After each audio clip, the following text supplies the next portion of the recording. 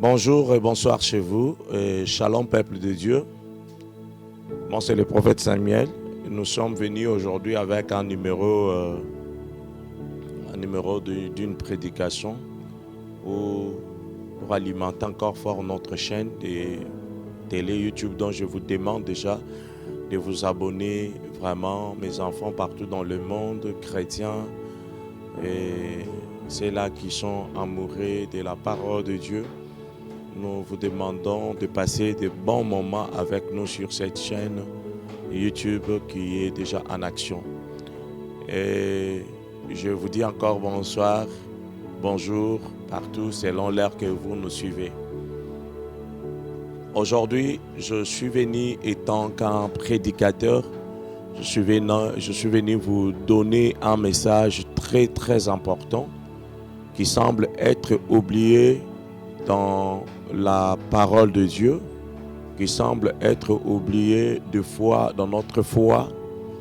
Et c'est un message qui va beaucoup nous édifier, dont je te demande de me donner de ton attention quelques minutes, quelques 15-20 minutes, et tu vas suivre ce message qui est très important. Mais avant toute chose, je veux que là où tu es, que tu regardes un petit moment de silence. Nous allons prier. Cher Saint-Esprit, par le nom de Jésus-Christ de Nazareth, je bénis cet homme, je bénis cette femme qui est en train de me suivre.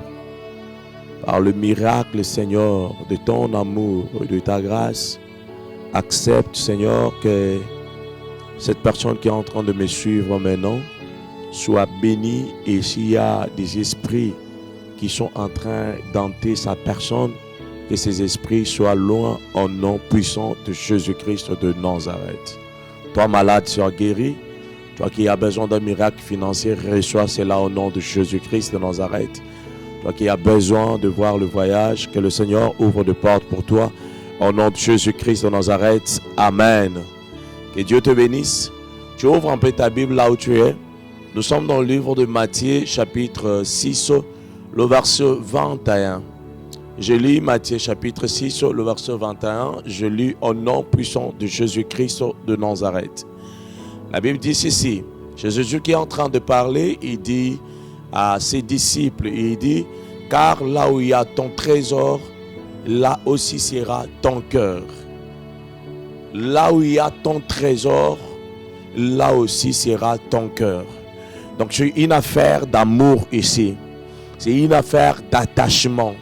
C'est l'affaire qui détermine la vision que chacun a, ou soit là où la personne puise sa force. Ici, Jésus est en train d'expliquer aux disciples ce qui fait la force d'une personne. Bon, dans ce verset, je comprends bien que l'homme peut être peut-être à Kinshasa, mais son cœur est à Paris. L'homme peut être à Paris, et son cœur est aux États-Unis. L'homme peut être aux États-Unis et son cœur quelque part dans un village coincé quelque part. Parce que des fois, nous avons des gens qui sont à l'étranger, mais qui ont leur business dans les fins fonds du pays, qui ont leur business. Ils vivent dans des maisons meublées, très meublées même, dans de grandes villes, dans de gratte-ciel.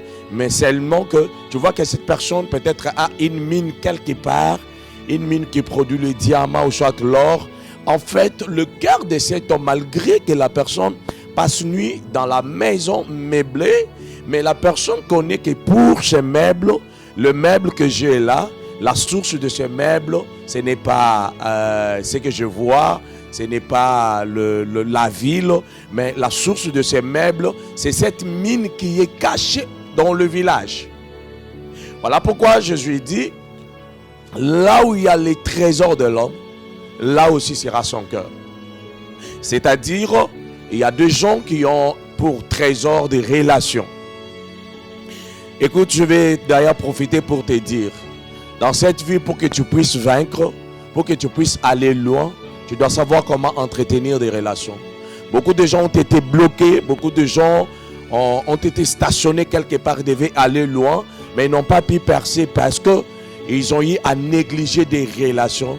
Ils ont eu des fois à mépriser les gens qui pouvaient les amener loin.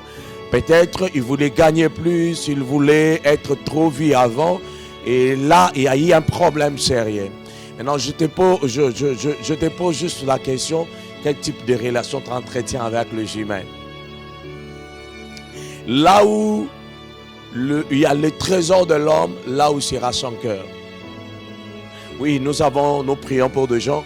Des fois, tu pries pour une femme, pour un homme qui vit à l'étranger, mais qui te dit, non papa, moi, vraiment, si je vis ce que je fais, même le petit boulot que je fais ici en Europe, ça ne paye pas trop, mais mon investissement au pays, quelque part.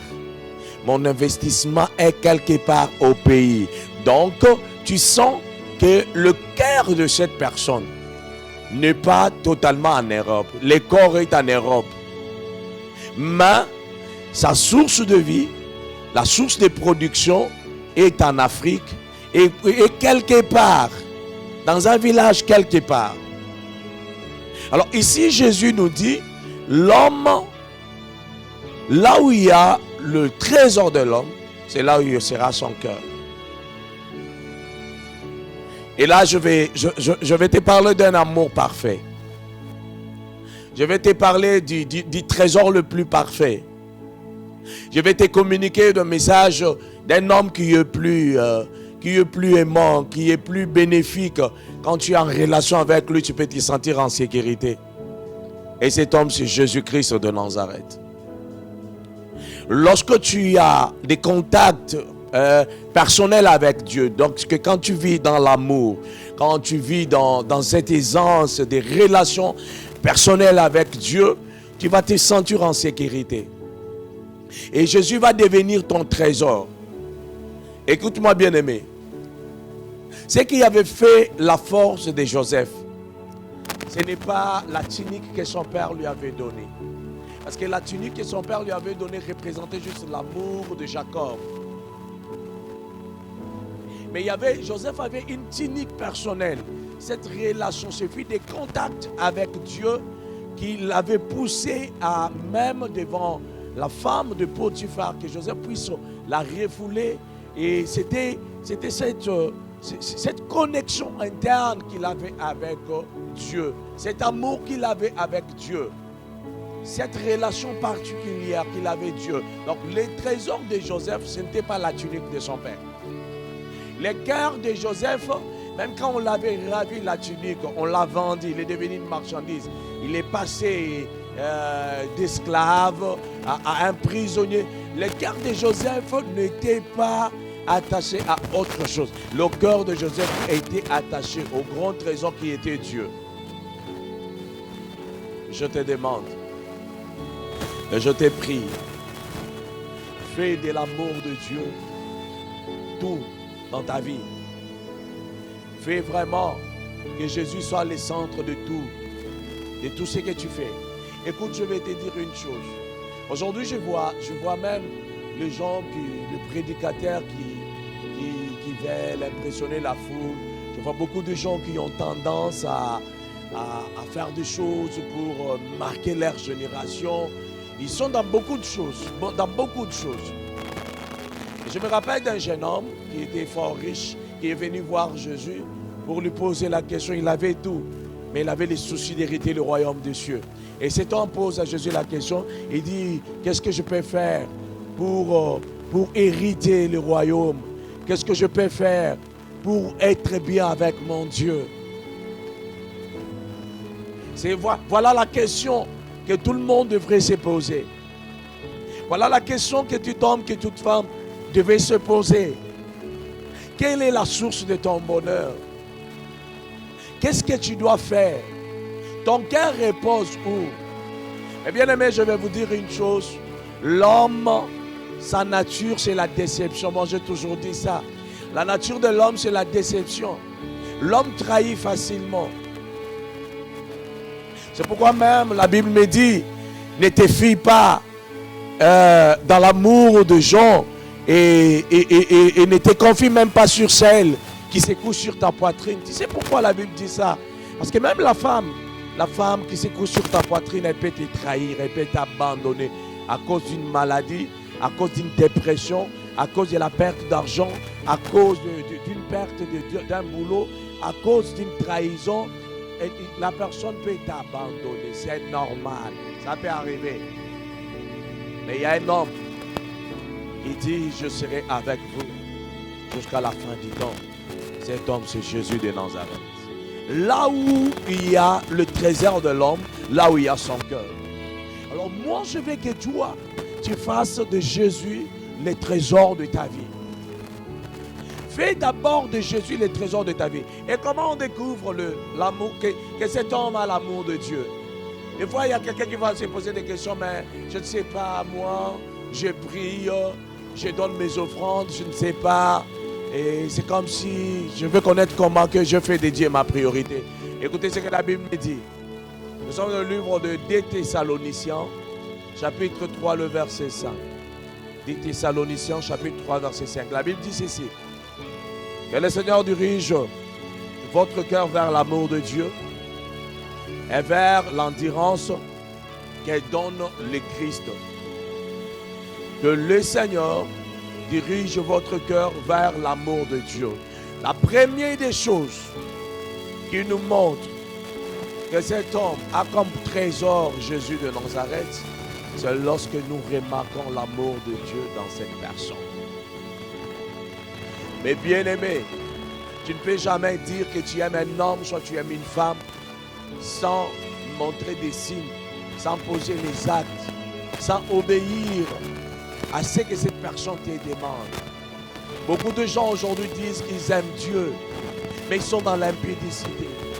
Ils sont dans l'idolâtrie. Ils sont dans le vol, ils sont dans le mensonge. Quand tu dis que tu aimes Dieu, tu dois aussi honorer la parole de Dieu. Que le Seigneur dirige mon cœur vers l'amour de Dieu. L'amour de Dieu, la Bible me dit dans le livre de Jean, de 1 Jean,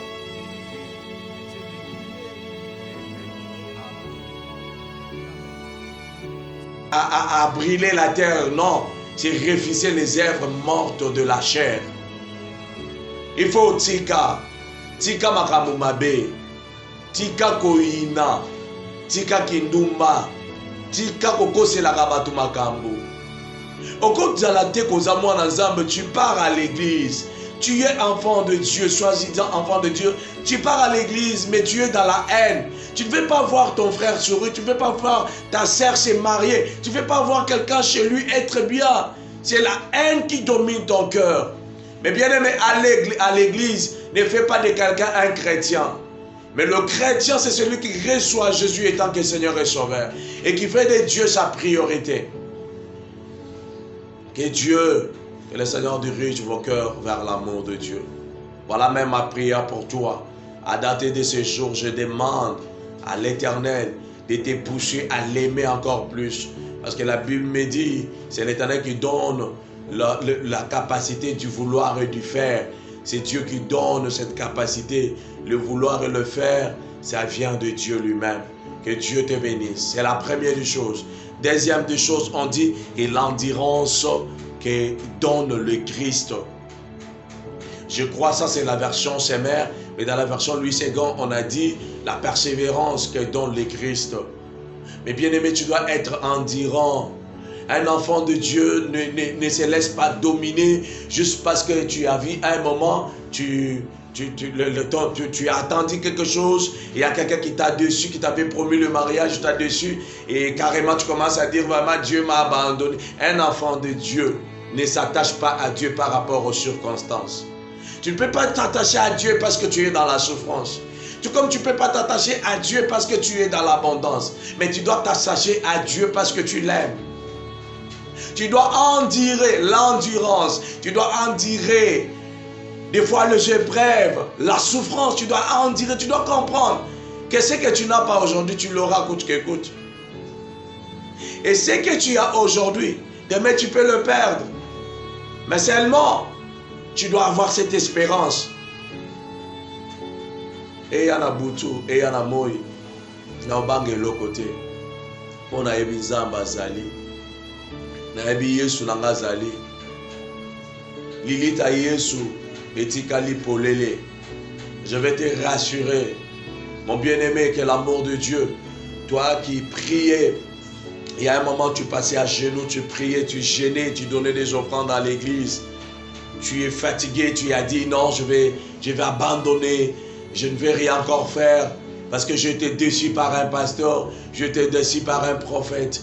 Le Seigneur m'envoie te dire, ce n'est pas un prophète qui est la porte de solution pour le ciel. Ce n'est pas un pasteur qui doit te faire entrer au ciel. Mais la porte du ciel s'appelle Jésus de Nazareth. Lui, là, il dit, je suis le chemin, la vérité et la vie. Accroche-toi à Dieu, même dans ta chambre, comme tu es en train de me suivre maintenant là. Dans ton salon, dans ta voiture.